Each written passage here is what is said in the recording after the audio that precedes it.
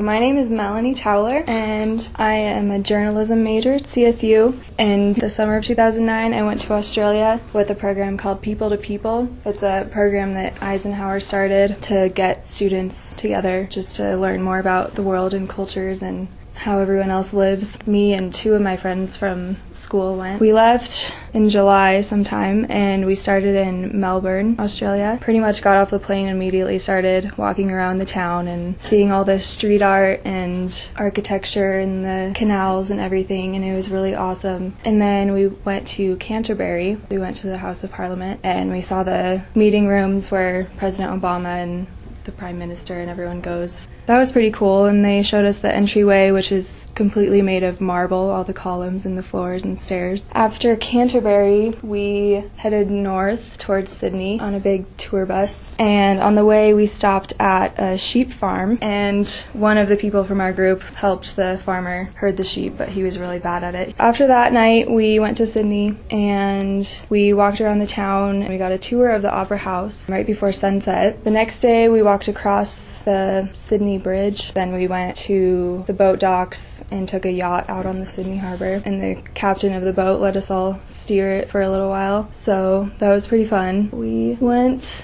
to the Sydney Sky Tower and took pictures from the top. Then our last excursion was we flew to the northeast where Cairns is. And the first thing we did there was we went to the zoo, and we all got a picture taken with a koala right after I held it. It pooped on my friend Sydney's hand.